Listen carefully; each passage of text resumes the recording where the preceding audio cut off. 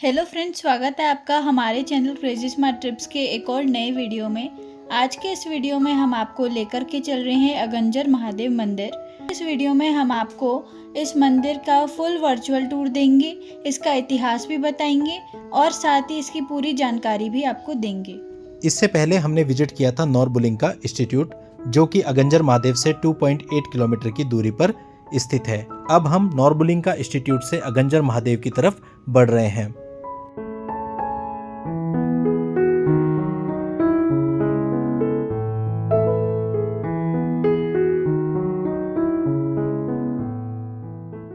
ये लगभग 3 किलोमीटर का रास्ता जो कि नॉरबुलिंका इंस्टीट्यूट से अगंजर महादेव का है, बहुत ही सुंदर है और चारों तरफ ग्रीनरी है।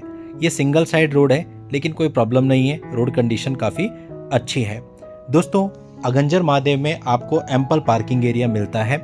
यहाँ का जो समय है सुबह 5 बजे से रात के 8 बजे तक है और समय में बदलाव भी किया जा सकता है। मंदिर के अंदर जाने के लिए आपको किसी प्रकार की एंट्री फीस नहीं देनी होती और ये खनियारा रोड पर स्थित है। धर्मशाला से इसकी दूरी 7.6 किलोमीटर पड़ती है। दोस्तों, इस मंदिर के पास एक छोटी सी नदी या स्थानीय भाषा में उसे खड्ड भी कहते हैं, बहता है, जो कि काफी खूबसूरत है। हम पहुंच चुके हैं अगंजर महादेव मंदिर। ये मंदिर का मेन गेट है और इस मंदिर के मेन गेट के ठीक सामने ही पार्किंग है। पार्किंग देखिए आप कितनी बड़ी है, तो मतलब आपके पास कोई भी गाड़ी आप बहुत ही आसानी से यहाँ पे पार्क कर सकते हैं, कोई समस्या नहीं है। पार्किंग के ठीक सामने मंदिर का मुख्य प्रवेश द्वार है, जहां से आपको मंदिर के अंदर जाना है। आसपास काफी दुकानें हैं प्रसाद वगैरह के लिए और ये रोड आप देख लीजिए, इस साइड से हम अभी आए हैं। तो चलिए अब हम चलते हैं मंदिर के मुख्य द्वार से अंदर। जैसे ही आप मंदिर के मुख्य द्वार से एंट्री करेंगे, राइट हैंड साइड पे आपको एक छोटा सा चिल्ड्रन पार्क दिखेगा। तो हमारे साथ एक छोटा बच्चा है 5 साल का, उसने जिद करी कि पहले यहाँ चलना है, तो हम इधर ही चले गए। और वैसे भी आज हम सुबह से घूम ही रहे हैं। धर्मशाला के 8 पॉइंट इससे पहले हमने देखे हैं और अगंजर महादेव को सबसे आखिरी के लिए रखा था, क्योंकि यहाँ पर हम टाइम स्पेंड करना चाहते थे। तो इसलिए चिल्ड्रन पार्क में जब तक बच्चों ने झूला झूला, हमने आराम किया और थोड़ी थकान उतारी। यहाँ पर कुछ झूले ऐसे भी हैं जिन पे बड़े भी बैठ करके अपनी थकान उतार सकते हैं। तो यहाँ कुछ देर आराम करने के बाद हम मंदिर में आगे बढ़े। आगे आप देख सकते हैं कि स्टेयर्स हैं। इन स्टेयर्स से आपको ऊपर चढ़ जाना है और इन स्टेयर्स से ऊपर चढ़ करके सबसे पहले आपको जूते उतारने का स्थान दिखेगा, जिसके लिए एक हट बनाई गई है। उसी हट के अंदर आपको अपने शू वगैरह निकाल देने हैं। उसके बाद यहाँ से हाथ धो करके आगे सामने आपको एक और स्टेयर्स दिख रही हैं, इसके ऊपर चले जाना है। और इसके ऊपर जैसे ही आप जाएंगे, मंदिर का जो मुख्य प्रांगण है वहाँ पे आप पहुँच जाएंगे, जहाँ पर मुख्य अगंजर महादेव मंदिर के साथ साथ अन्य कई सारे मंदिर हैं। तो चलिए अब हम पहले मंदिर में दर्शन करते हैं और उसके बाद आपको यहाँ पर लेकर के जाएंगे एक और मंदिर में, जो कि इस मंदिर से नीचे जाकर के नदी के किनारे स्थित है। देखिए कितने खूबसूरत ये मंदिर है और हिमाचली शैली में ये मंदिर बना हुआ है।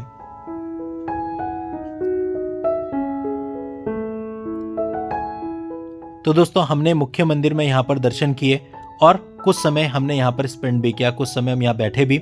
मुख्य मंदिर के अंदर फोटोग्राफी अलाउ नहीं है, इसलिए हमने वहाँ अंदर की फोटोग्राफी नहीं करी है। देखिए यहाँ पर धूना जल रहा है। ये एक अखंड धूना है जो कहा जाता है 500 सालों से जल रहा है और जिसके बारे में कहा जाता है कि इसमें असाध्य रोगों को दूर करने की क्षमता है। ये देखिए, ये मंदिर भी कितना खूबसूरत है।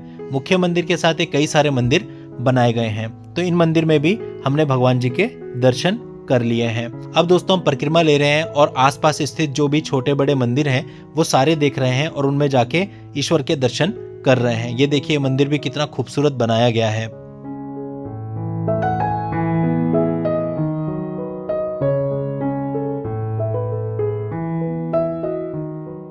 अब हम इस मंदिर में चलते हैं दर्शन करने के लिए और इसके बाद हम नीचे की तरफ चलेंगे। यह मंदिर भगवान शिव को समर्पित है और यहाँ अर्जुन ने भगवान शिव की आराधना की थी। मान्यता है कि अर्जुन कैलाश पर्वत जाते समय यहाँ रुके थे और भगवान शिव ने उन्हें दर्शन दिए थे और पशुपति अस्त्र भी प्रदान किया था। अर्जुन के कहने पर पांडवों ने इस स्थान पर भगवान शिव का अगंजर नाम का मंदिर बनवाया। अब दोस्तों, यहाँ से नीचे रास्ता जा रहा है और इस तरफ हम बढ़ रहे हैं। मंदिर से बाबा गंगा भारती का भी प्रसंग जुड़ा है, जिन्होंने राजा रंजीत सिंह के पेट की बीमारी को अपने धूने से ठीक किया था। ये वही धुआं है जो हमने दिखाया था, जो कि 500 सालों से लगातार जल रहा है। मंदिर में शिवरात्रि और सावन के महीने में विशेष पूजा अर्चना की जाती है। यह मंदिर एक तीर्थ स्थल के रूप में भी काफी प्रसिद्ध है। अब दोस्तों इस रास्ते से आपको नीचे चले जाना है और नदी के किनारे पहुंच जाना है। नदी के किनारे भी एक मंदिर है जिसे गुप्तेश्वर महादेव के नाम से जाना जाता है। तो चलिए उस मंदिर के भी आपको दर्शन कराते हैं। और आप देखिए लुक वाइज कितना प्यारा ये लग रहा है, कितना अच्छा लग रहा है। दोस्तों हम लोग कई सारे ऊपर से महादेव जी के मंदिर थे, उनके दर्शन कर लिए हैं। और जो मेन गुफा का मुख्य मंदिर है वो नीचे की तरफ है, और अब हम उनके दर्शन करने के लिए जा रहे हैं। तो चलिए दोस्तों चलते हैं। मंदिर की बगल में बहने वाली मांझी खड्ड के पास एक चट्टान यानी कि बड़े पत्थर के नीचे प्राचीन शिवलिंग भी मौजूद है, जिसे गुप्तेश्वर महादेव के नाम से जाना जाता है। यहाँ पर मेला लगता है और श्रद्धालु दूर दराज क्षेत्रों से यहाँ पर पूजा अर्चना व जलाभिषेक करने आते हैं। धौलाधार की पहाड़ियों से घिरा ये मंदिर दूर से बहुत ही मनमोहक प्रतीत होता है। मंदिर परिसर में देवी दुर्गा व हनुमान जी की भी मूर्तियां और शिवलिंग स्थापित किए गए हैं, जहां पर लोग आकर के पूजा अर्चना करते हैं। देखिए जिस रास्ते से हम नीचे जा रहे हैं, ये रास्ता बहुत ही सुंदर बनाया गया है।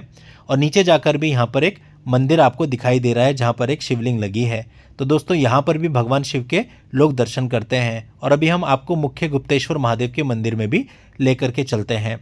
दोस्तों जब हम यहाँ पर आए हैं तो इस नदी में, जिसे क्या स्थानीय भाषा में खड्ड कहा जाता है, जो छोटी नदी होती है, यहाँ पर काफ़ी पानी है और काफ़ी सारे लोग यहाँ पर स्नान करने भी आए थे। देखिए एरो बना हुआ है, ये इंडिकेशन है मंदिर में जाने का। तो अभी चप्पल हमारी ऊपर ही है, तो हम यहाँ बिल्कुल पैदल पैदल आ रहे हैं। तो आपको बहुत ध्यान से चलना है कि आपके पैर में कहीं कोई पत्थर या कांटा या लकड़ी या कांच ऐसा कुछ घुस ना जाए। तो इस चीज़ का आपको विशेष तौर पे ध्यान रखना है। और अगर आपके साथ बच्चे हैं तो बच्चों का भी विशेष तौर पे ध्यान रखना है कि बहुत ही बड़े बड़े पत्थर हैं। अगर यहाँ से फिसल करके गिर गए और कोई पत्थर आपके माथे वगैरह पे लग गया तो बहुत गहरी चोट आ सकती है। इसलिए बहुत ही ध्यान से चलना है। और हम भी बहुत ही धीरे धीरे से आराम आराम से बच्चों को लेकर के गए हैं। देखिए सामने आपको नदी दिखाई देने लगी होगी। नदी की कलकल की आवाज़ यहाँ पर बहुत ही प्यारी लगती है। इस नदी में जो पानी आता है वो बिल्कुल साफ़ है, क्योंकि यहाँ पर कोई बहुत ज़्यादा भीड़ भाड़ नहीं होती है। काफ़ी सारे लोग यहाँ पर आप देख सकते हैं फोटोग्राफी कर रहे हैं और बहुत से लोग आगे स्नान भी कर रहे थे। चलिए आपको पास से दिखाते हैं कि ये नदी कितनी खूबसूरत है। दोस्तों ग्यूटो मॉनेस्ट्री यहाँ से केवल 3.9 किलोमीटर की दूरी पर स्थित है और धर्मशाला क्रिकेट स्टेडियम केवल 8 किलोमीटर की दूरी पर स्थित है। अब हम बिल्कुल नदी के तट पर पहुँच चुके हैं। नदी का पानी बहुत ही ज़्यादा ठंडा था। तो चलिए नदी के पानी में चलते हैं और जो यहाँ की ताजगी है उसको महसूस करते हैं। आपको बता दें पूरे दिन हम धर्मशाला घूमे और केवल 5 मिनट इस पानी में खड़े हो गए, हमारी सारी की सारी थकान दूर हो गई थी। तो इस पानी में ऐसी क्षमता है आपकी थकान को दूर कर देने की। देखिए दोस्तों ये नदी काफ़ी ऊपर से बह करके आती है और सामने जो रेड किया हुआ है ये गुप्तेश्वर महादेव का मंदिर है, जो कि नेचुरल है, एक चट्टान के नीचे है और वहाँ पर पूजा अर्चना की जाती है। और वहाँ पे आप अंदर जा नहीं सकते, आपको लेट करके जाना पड़ता है। तो आपको वो भी अभी दिखाएंगे। देखिए क्या खूबसूरती है।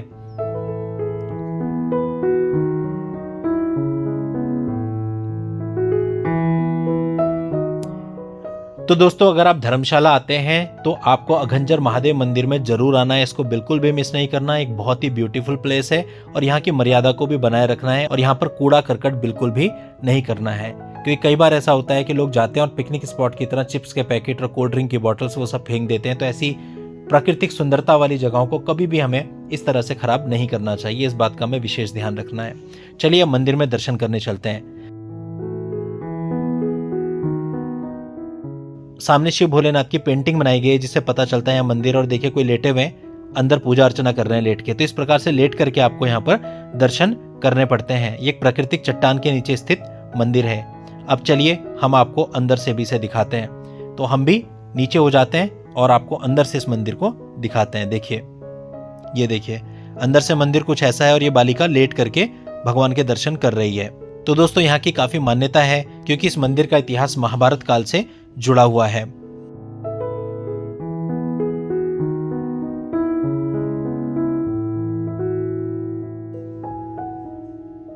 अब दोस्तों मंदिर के दर्शन करके हम बाहर आ चुके हैं और यहाँ पर नदी के किनारे हमने प्राकृतिक हवा का आनंद लिया।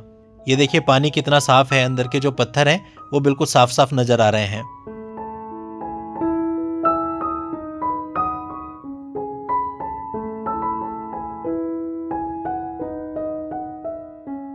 अब हमने यहाँ पर काफी टाइम स्पेंड कर लिया है और अब हम वापस ऊपर की तरफ चलते हैं और आपको कुछ और चीजें दिखाते हैं।